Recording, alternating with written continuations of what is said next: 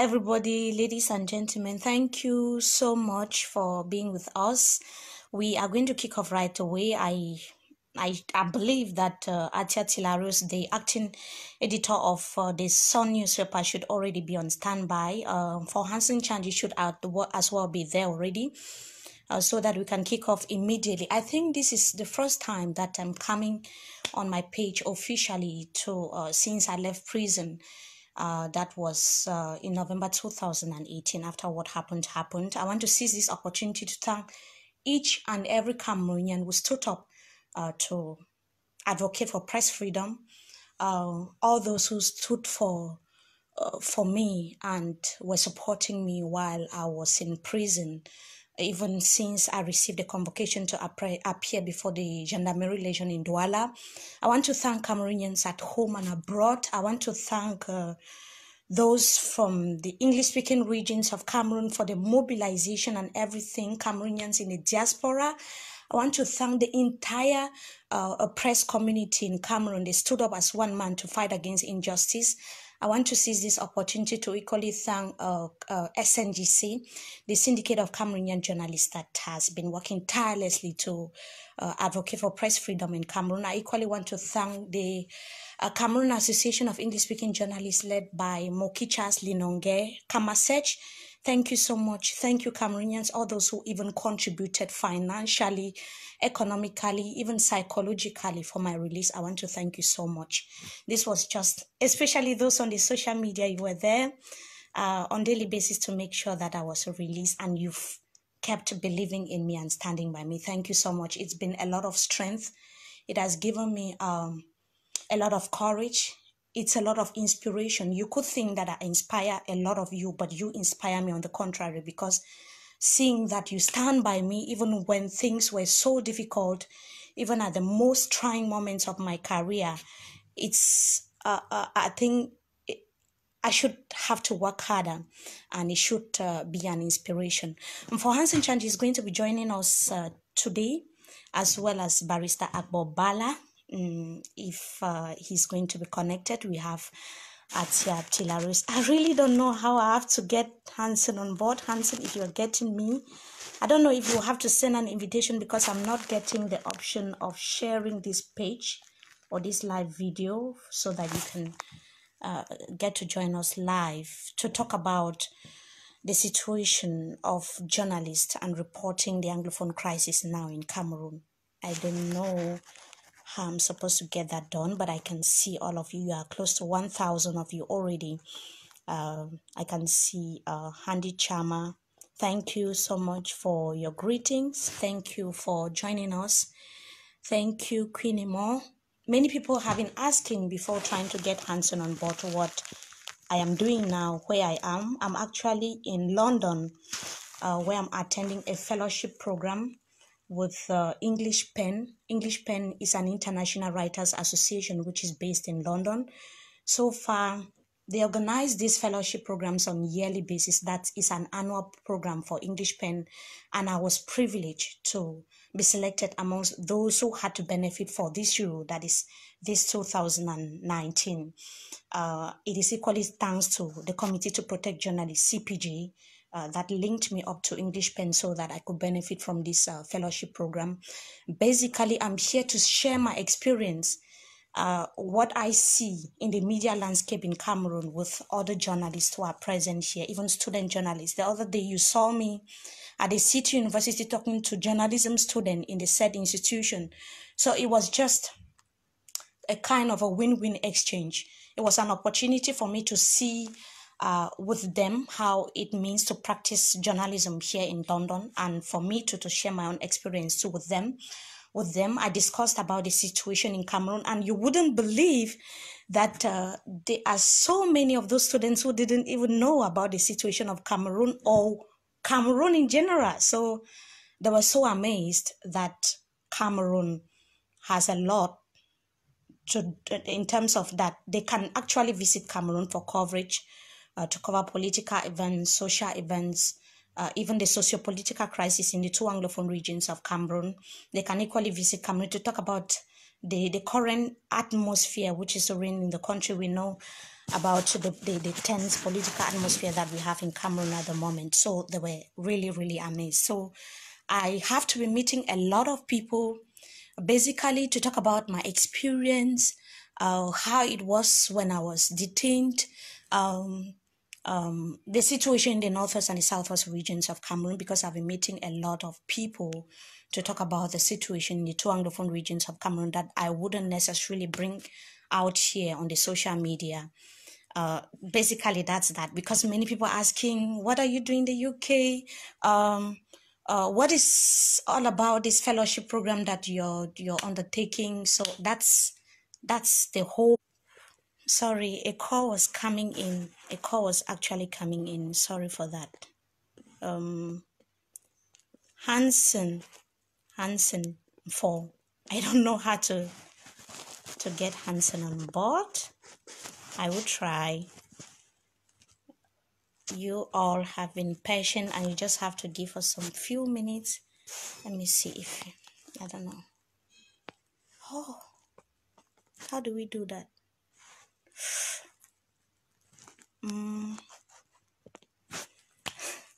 How do we get people on board?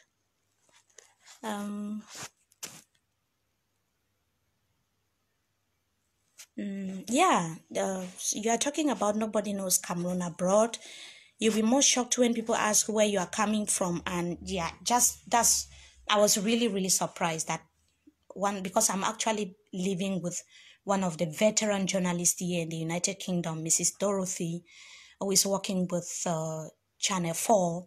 She doesn't even know about the situation in Cameroon. She only heard about Cameroon when I was arrested. So it's really, really a surprising situation, and they're getting to know more about the situation on the ground, and they're getting more and more interested to talk about Cameroon. I mean, in the coming weeks and in the coming months, I think that they would get to talk about it on the media here in the UK.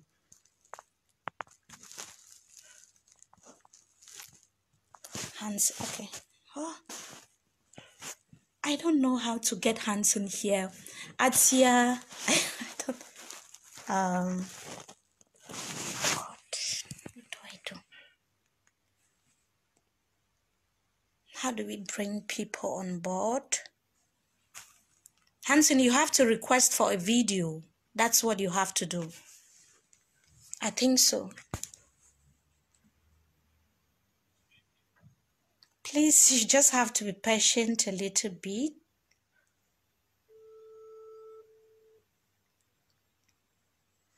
Okay. Click on my comment.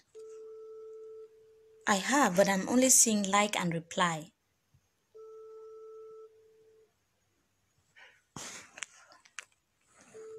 Maybe we'll not be able to do.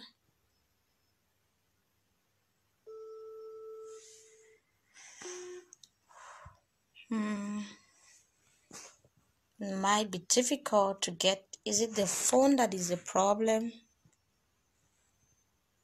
Okay. I think Hanson. I'm adding Hanson. Yeah. Adding.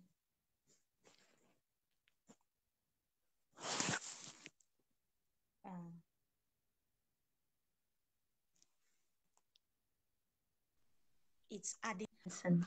Okay. Hanson is already there. Hello. Hi. Hi, Hanson. How are you? It took you so A lot long. of people are watching, and you're so amazed that they have spared time. I know time is very precious wherever you are, but they have been able to wait for us to come on board so that we can get to talk about Cameroon, what is happening in Cameroon, what is happening in the two Anglophone regions of Cameroon. Thank you so much, Hanson, for joining us. Thank you. Welcome. It took you so long to get me. I've been waiting for about 4 hours. Yeah. I've not even eaten, so.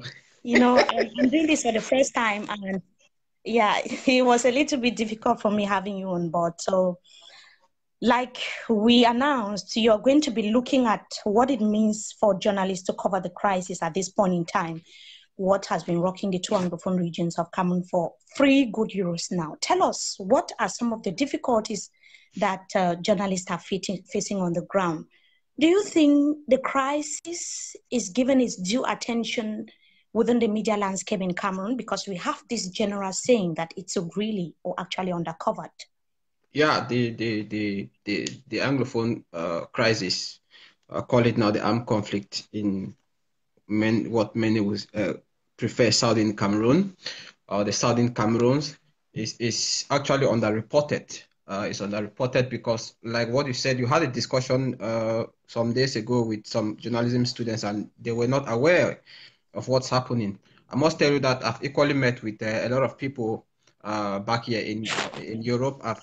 When I went to Geneva 2 days ago, I met some human rights defenders, and they were not even aware of what's happening. They asked me, "Oh, how did you guys come about the crisis and all that?" The media has not been giving. Let me say, the international media has not given much attention to the coverage of the Anglophone crisis. We of the local media, we've done our best, but I must say that it has not been easy, for journalists to cover the crisis. It is no news that most journalists have been prosecuted. You are a victim. I was almost a victim, but I had to run away. So that's the situation. A lot of journalists have been prosecuted. Some are already in jail. We talk of our Thomas. You have animators like Mancho BBC who is in jail, and among other journalists who are in jail in Cambe, in the Northwest Regional Capital, Bamenda. So you see that though we are accusing the international media of underreporting what is happening in the Northwest and the Southwest region, the government equally has a responsibility, because the local media, if we were given 100%, how can I say, the chance to report freely on biased report, the international media would equally have the chance also, to have much attention on what is happening. Yeah.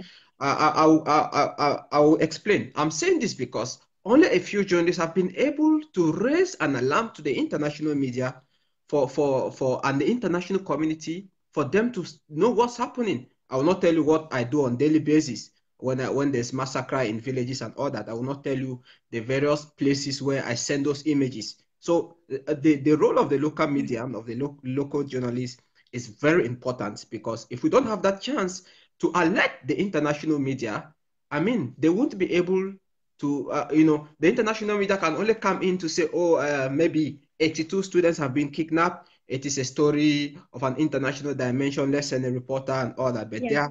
there are issues that happen in villages that go underreported.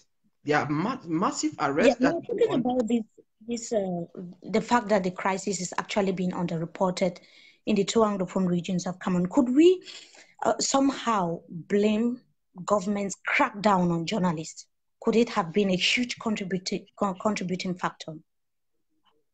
Yeah, of course. That's Like where I was heading to. government's approach, government's Yeah, crackdown on the media landscape, journalists in general in Cameroon, could it have contributed hugely in a very big one, um because yeah, there is prosecution and there is persecution.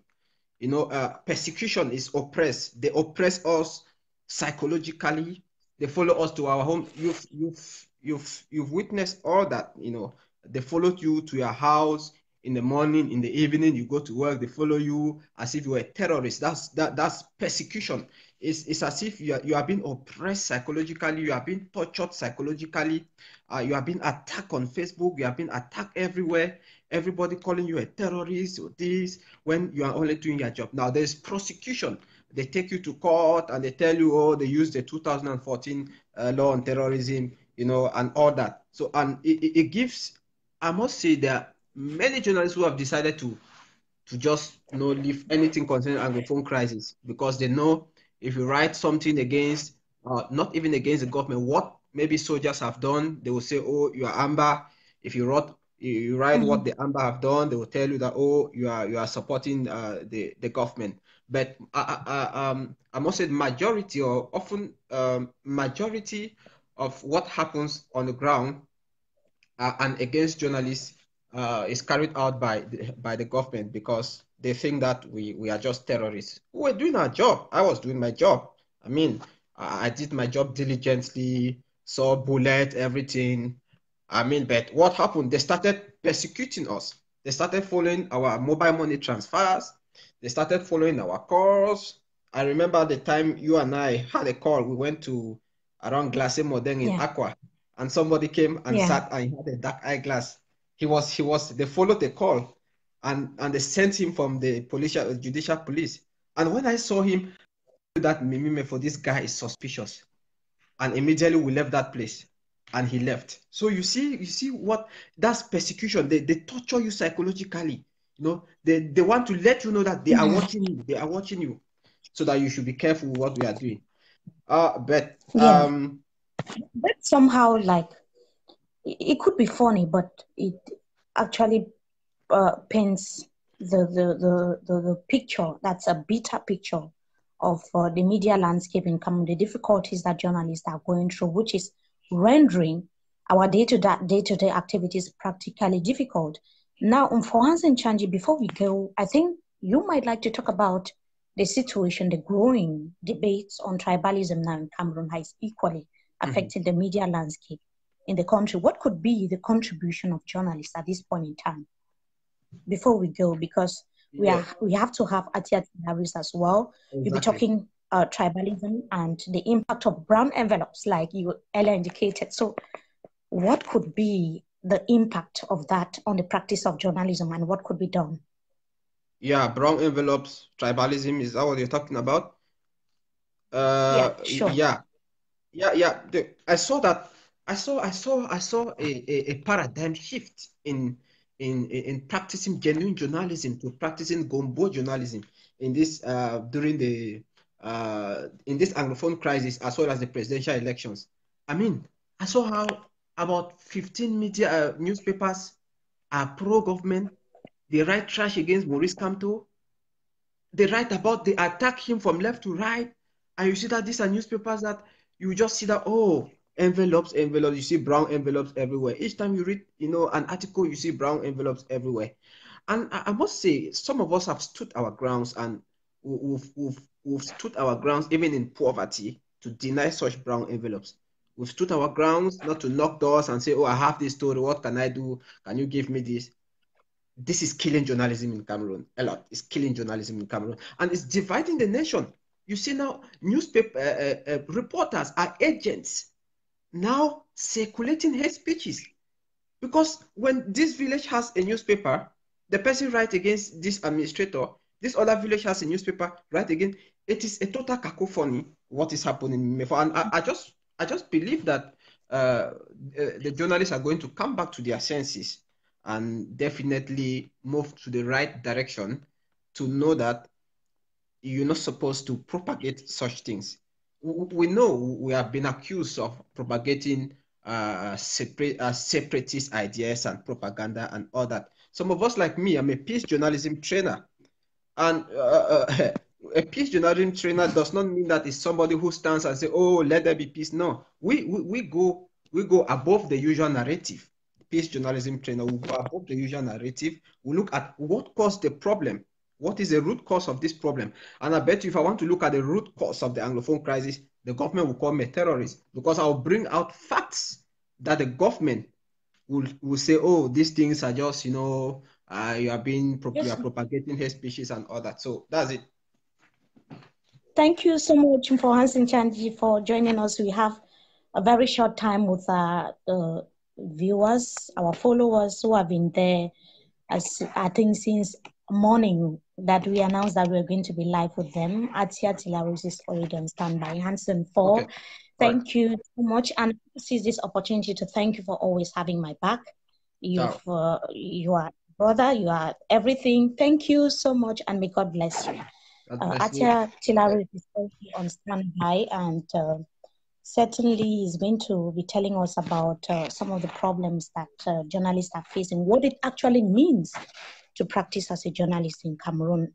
Atia, I think you have to request for a video, if I'm not mistaken. You have to I think put he me has to up request first. because comment, but there is no possible. It's not possible for me to to get him on board. Atia, okay. Atia, you have to request for a video. Atia, can you please request for a video? We have to be very brief. People, they have to spend a lot of money just to have data, especially in Cameroon, and I really understand that. We are waiting for Atia. Barrister Bobala could be busy because he told me he was traveling to Lomé, so he could be out of the network. I'm also trying to get to him to see how possible he could come on board to tell us about the arrest. Atia is once again here. Let me see if I can succeed this time. I think in just a few seconds. Thank you so much. Hello, Atia. Hello. Hello. Hello, Thank you for. Good afternoon. We are so glad to have you. The pleasure is mine. It's a privilege. Yeah, the privilege is ours as well. The acting editor of the Sun newspaper, which has been reporting about the situation in the two Anglophone regions of Cameroon since it escalated. You've been doing a marvelous job, but it should be difficult for you, Atia, because you are one of those journalists who had to be persecuted, like for Hanson Chanji was saying, persecuted as well. You had to spend several months, close to a year behind bars. Tell us what it means actually to practice journalism in the Anglophone region of Cameroon. It's a very difficult thing to practice journalism at this age in Cameroon, particularly the northwest and southwest regions. We are having this conversation exactly 2 years after the day I was arrested on the 9th of February 2017. And I spent 204 days in detention in Yaoundé. So I have a pinch, I can feel it, I can understand what it means for the press to be gagged, what it means for a media that is not free, or that you are free to report whatever you want to report, but you cannot guarantee your freedom after you've done so. So it's really difficult. And since leaving prison, I think that I've been concentrating now on not only reporting that X or B has died, or that A or B will do this or that, but we are looking more at the humanitarian response by the international community to the crisis that we are facing in the country. Because it is true that we are going through difficult moments, but then there are many people who are suffering more than we are doing. And there's little we are doing to ensure that assistance goes to these people. We want to know that when humanitarian organizations bring aid to the population, it is a right of the population to receive aid. It is their right to be assisted. It is their right to receive medical care, to receive food, supplies, water, pads, and other sanitary supplies, as well as information. It's as important as also receiving information. And if journalists are not there to be the liaison between the local population who are suffering and the international community that has the support to give, then it's going to be very difficult.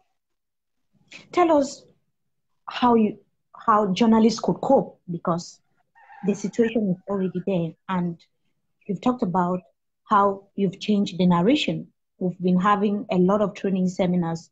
We've had NGOs, the United Nations, sending trainers to train journalists on how to report in times of conflict like that which we have in the two Anglophone regions of Cameroon. Tell us how journalists could survive in such an atmosphere, because Hanson was talking earlier about the fact that the crisis is actually being underreported. How could journalists survive in this hostile environment where you are scared that if you report about certain atrocities being committed on the ground, you could be targeted, maybe possibly by the government or possibly the pro-independence fighters? Tell us how journalists could cope in a situation like that, somebody who is on the field like you. As journalists, we are expected to be balanced, to be neutral, to be impartial in our reporting. And that makes us a target from either side, be it from the non-state armed groups or from the state armed groups, because they feel that we are either exposing either an atrocity they are committing or an abuse or a violation to human rights. And in that case, it's very delicate. First, as journalists, we have to get abreast with the existing legislation in the country. You want to know that our media laws are as old as 1990. They are obnoxious, they are moribund. In some polity, I'm not sure such laws will still exist, but they exist in Cameroon. So as journalists, we have accepted it. We have no choice, because until those laws are changed, we are trapped, we are tied, and we are forced to respect some of those laws. And in 2014, the law of December 29, 2014 on the suppression of acts of terrorism defines terrorism so broadly as to also punish journalists. And if that is the case, then we have to be very careful as journalists when we are reporting, when we are doing our reporting. And it's really very difficult for us, very difficult. Somebody says I should adjust my microphone. Let me try to do that. So as journalists, we have to first of all know what the law says. And when we know that, we work in respect of the laws. For now, like I said, we have no choice. We have to respect the laws of the land, but also we have to respect the right of the population to information, and their right to also to receive humanitarian support, their right to receive care in times of crisis, because it is true that journalists cannot solve this crisis. But what we can do is to draw the attention of those who can solve the crisis, to solve the crisis, to draw the attention of those who can provide support to the suffering masses, to provide the support that is needed. The population is not, because they are in need of aid, does not mean they are beggars. It is their right in times of crisis to receive assistance from government, from humanitarian organizations, and every other party that is supposed to provide the aid. And journalists, when I see people writing that, oh, the aid that government is giving is poisoned, oh, the aid that is coming from humanitarian groups have been poisoned, and all of that, I think it's a very bad precedent. And that is what we are struggling to fight. We try to let the population know that even though fighting is going on, they have to live, they have to survive. Even if it is dialogue that will end the war, or it is some independence like other people think that will end the war. Even while all those things are going on, those of us who are journalists, who are impartial, who are neither for the non-state armed groups or for government, are supposed to be for the population, for the masses, for those who are suffering, to educate them, to know that they have to stay safe, they have to accept humanitarian support that comes, and that accepting the support does not mean they are beggars, but it rather strengthens their position. It shows that they are human beings, and other humans elsewhere are in solidarity with them. Just to say that the role of the state in times of crisis is to ensure that the population, who for no fault of theirs are victims of the crisis, have to be attended to. And as journalists, we are trying to bridge that gap and also provide information, because when you're in the bushes, the only thing you can hang on to is information. If you are not well informed, then you will make wrong decisions. Access to information is another. Access to information is a problem, because you could have access to official information or information on the side of the pro-independence fighters, but having that right information to inform the public, because there's always the truth behind everything, is a big problem, Atia. It's also another big problem. It's a very big problem. Yes, even before the crisis started, or the situation, like some other people want to call it, before it started, we have had the problem of inaccessibility to information. As of now, we are yet to have a Freedom of Information Act in the country. And until such a time when we have that kind of act, it will be difficult for journalists to have access to information. But we make do with what we have, and we go the extra mile to investigate and be sure that the information we have is something that should go out to the public. We weigh the odds. We should be sure that we are not hurting somebody and hurting ourselves as well, because in as much as we have to inform the public, we also have to be safe while we inform the public. And so we take measures to be safe, we take measures to protect ourselves, and also to tell the non-state armed groups and the state armed groups that journalists should not be targets, and they should never be targets. That journalists are only there to play the role that they're supposed to play, the role of providing information to the population. And this information can only be credible and true when the means is there for the journalists to go, when they can freely go to the field and find that information without being seen as either accomplices to A or B, or being tagged blacklegs or activists and all of that. I think that journalists also have to wear the coat they are supposed to wear. We cannot at one point be journalists, at another point be activists or advocates. I'm not sure it's possible. Yeah. Now, Atia, before we go, Barrister Bobala, certainly would have him in possibly our subsequent editions of the live shows, if need be, I want to find out from you what is really, really certain is that the crisis is really underreported, because there are a lot of human violations, humanitarian crisis on the ground, because there is no accessibility, the security problems for journalists to go into those interior localities to do findings. I should say that it's very, very difficult for this crisis to be reported the way it was supposed to be, right? I think It's there are very so many. difficult because Yeah.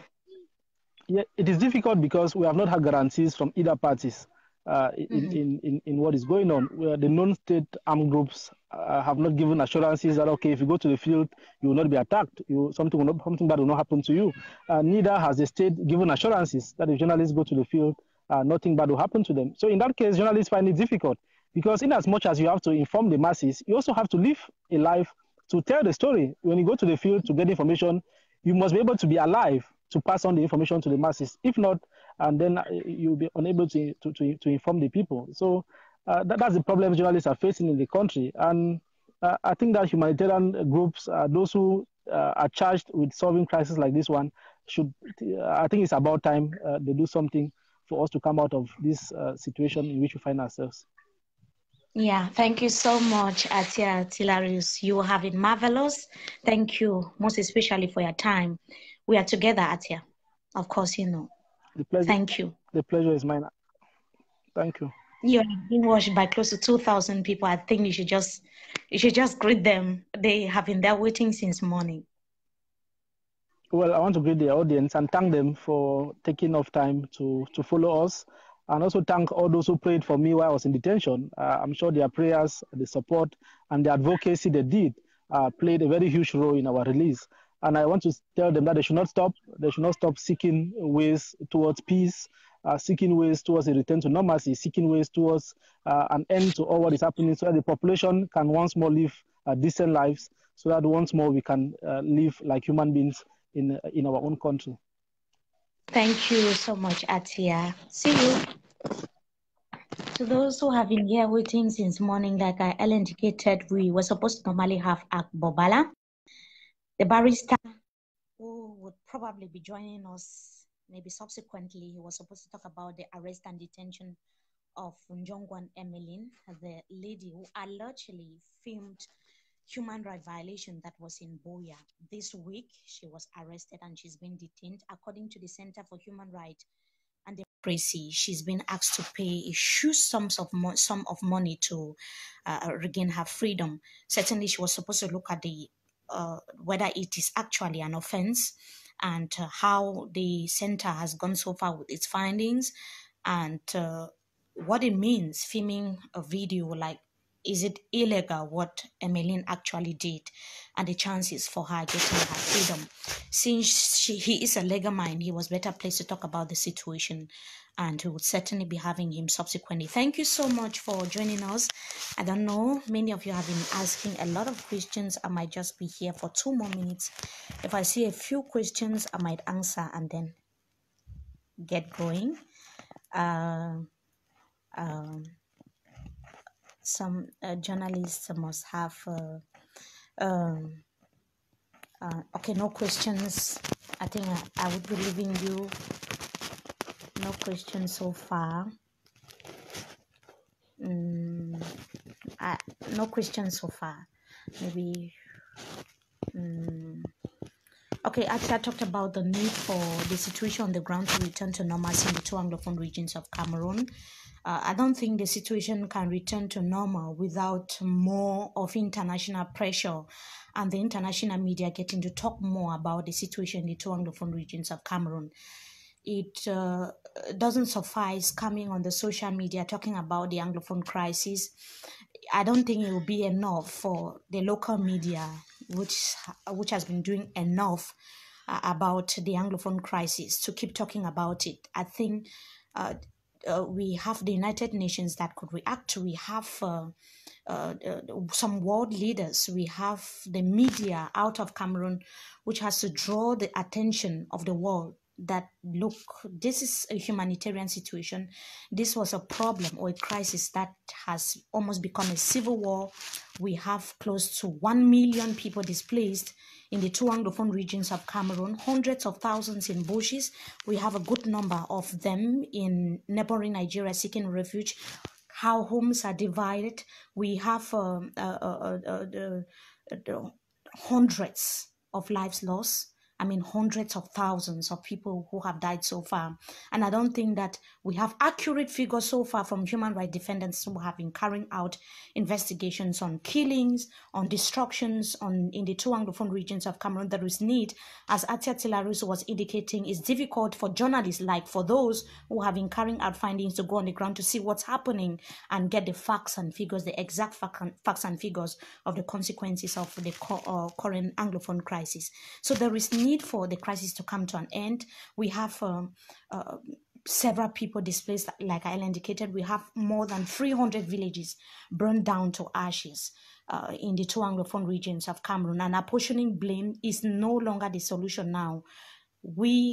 There is need for the people to have peace in the 2 Anglophone regions of the country. There is need for the people to live their lives normally. Homes have been divided, and there is equally need for the government to do something about this situation. The government has been taking a lot of military action. There is need for concrete solutions to the Anglophone crisis, and I think it can only be inclusive dialogue. Thank you so much once again, ladies and gentlemen, for joining us. Do you know that tomorrow is Ghost Town in Cameroon? Yeah, certainly I'm following happenings on the ground. Do you feel secured as a journalist? Yes, of course. I feel secured as a journalist in Cameroon, whether I'm in Cameroon or out of Cameroon. But we don't know how far we can be secured, but I feel secured as a journalist, whether I'm in Cameroon, my country, or out of the country. Thank you so much. Bye. You've been wonderful. We can't stay the whole day talking, but I love you so much. And this is my official Facebook page. I didn't create any other page than this one. Thank you. Bye. How do we end?